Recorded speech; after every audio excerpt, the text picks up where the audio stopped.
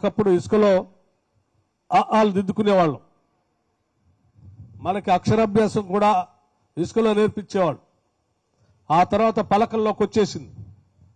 ఆ తర్వాత బ్లాక్ బోర్డుకి వచ్చింది. ఈరోజు గ్రీన్ బోర్డుకి వచ్చింది. అది దాటి డిజిటల్ బోర్డు వరకు కూడా వచ్చేసింది.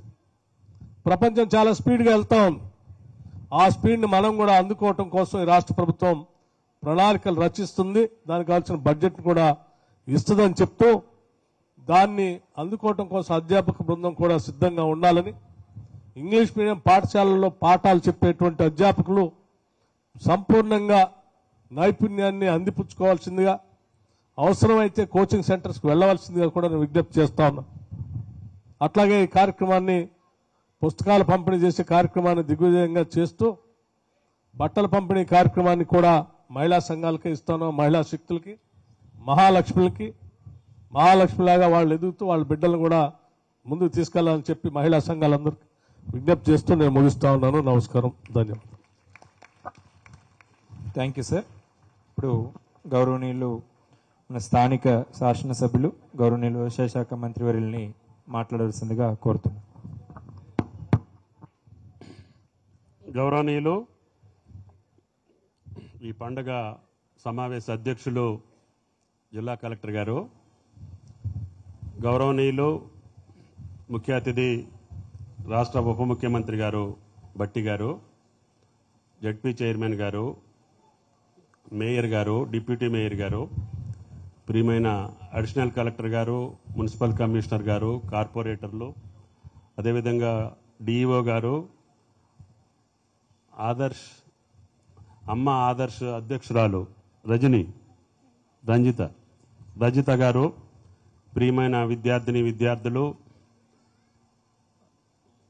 పెద్దలందరికీ హృదయపూర్వక నమస్కారం. బట్టి గారు చెప్పినట్లుగా మార్పు రావాలి, ప్రభుత్వం రావాలి అనే ఒక నినాదంతో కాంగ్రెస్ పార్టీ ఎన్నికల ప్రచారంలోనే చెప్పింది. మార్పు రావాలి, కాంగ్రెస్ రావాలని ప్రియాంక గారు నినాదంతో ఏం మార్పు వచ్చింది అంటే ఈ మార్పే వచ్చిందని చూపించాల్సిన బాధ్యత అధికారులు, ప్రజాప్రతినిధులు అందరి మీద. అంటే విధ్వంసమైనటువంటి, ఛిద్రమైనటువంటి, ఒక రకమైనటువంటి ఇండిసిప్లిన్ తోటి వ్యవస్థలన్నీ కూడా కొంత ఇబ్బంది పాలైనాయి. అన్నింటినీ గాడిలో పెట్టాల్సిన అవసరం ఉంది, మళ్ళీ సక్రమంగా నడుపుకోవాల్సిన అవసరం ఉంది, ఆ మార్పుకి నిజమైన అర్థం ఇవ్వాల్సినటువంటి అవసరం ఉంది. కాబట్టి గతానికి భిన్నంగా అన్ని సిస్టమేటిక్గా, పద్ధతి ప్రకారంగా పాలనా వ్యవస్థ నడవాలని చెప్పి జిల్లా కలెక్టర్ గారు ఆయన కష్టపడి ఎన్నికల డ్యూటీలో ఉన్న అధికారుల్ని ఉరికిచ్చి, పరుగులెత్తిచ్చి, ఆయన గతంలో కూడా కలెక్టరే, అప్పుడు అందియలేదు కానీ ఇప్పుడు అందించిండు. అంటే అది మార్పు. అంటే ప్రభుత్వం ఆయనకి సహకరించింది. ఆ ప్రభుత్వం యొక్క ఆదేశాలకు అనుగుణంగా ఆయన గారు సక్రమంగా పనిచేసి చేయగలడు అని చెప్పి, అంటే అధికారులు ప్రభుత్వం యొక్క ఆదేశాలని తూచా తప్పకుండా అమలు చేసేటటువంటి అవకాశం ఈ రేవంత్ రెడ్డి గారి ప్రభుత్వం ఇచ్చింది. దానికి అనుగుణంగా విద్య, వైద్యం మీద ప్రధానమైనటువంటి ఫోకస్ పెట్టాలని చెప్పి ఈ ప్రభుత్వం యొక్క ఆలోచన. అందుకని నిన్న ముఖ్యమంత్రి గారు కూడా చెప్పారు, విద్యకి ఎంతైనా సరే ఖర్చు చేద్దాము, అవసరమైతే మౌలిక వసతుల కల్పన కోసం ఒక 2000 కోట్లు బట్టి గారి పర్మిషన్ తీసుకొని నిన్ననే మాట ఇచ్చాం. ఇంకా మిగిలిపోయినటువంటి పాఠశాలలన్నీ కూడా ఇప్పటికి సగానికి సగం అయినాయని అనుకుంటున్నా నేను. ఇంకా మిగిలిన సగం కూడా క్వాలిటీ తోటి, పద్ధతి ప్రకారంగా అధికారులు నిబద్ధతతోటి ఒక మంచి కార్పొరేట్ స్కూల్ ఎట్టుంటుందో మన స్కూల్ కూడా అదే పద్ధతిలో ఉండాలి. వాళ్ళ పిల్లలు ఎంత బాగున్నారో అంతకంటే బాగా మన పిల్లలు ఉండాలి. పేద పిల్లలకి, ఉన్నత పిల్లలకి తేడా ఉండకుండా పేద పిల్లలే అగ్రస్థానానికి వచ్చేటటువంటి అవకాశాన్ని ఈరోజు ఈ ప్రభుత్వం కల్పించాలని చెప్పి ముఖ్యమంత్రి గారి యొక్క కోరిక. కాబట్టి దాని మీద ప్రత్యేక దృష్టి ఉంది. ఎప్పుడైనా మీకు పైసలు అవసరమైతే నేరుగా బట్టి గారిని మాట్లాడవచ్చు కలెక్టర్ గారు. కాబట్టి దయచేసి ఈ విద్యాశాఖకు సంబంధించి ఎక్కడా లోటు లేకుండా, టీచర్స్ కూడా హెడ్ మాస్టర్ గారు చెప్పారు ఇంకా తక్కువ ఉన్నారని, అది కూడా నిన్న ముఖ్యమంత్రి గారు అనౌన్స్ చేశారు. మెగా డిఎస్సి పిలుస్తున్నాం.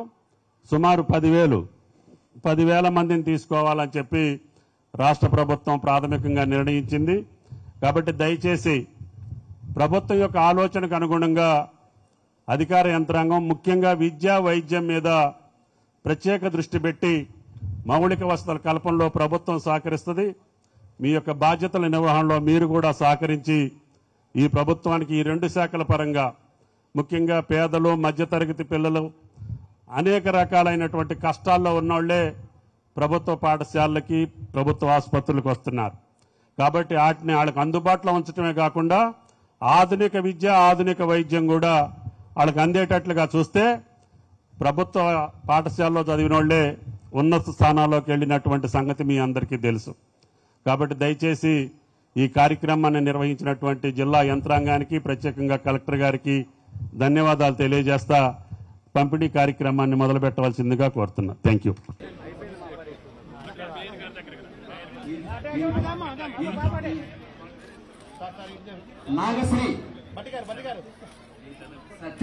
నాగశ్రీ రావాలి. 10th class Nagashri come fast. 8 PM.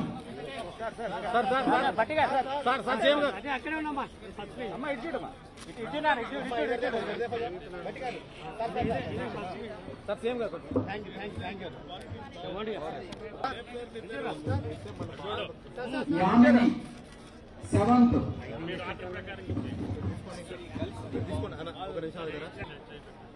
Principal గారు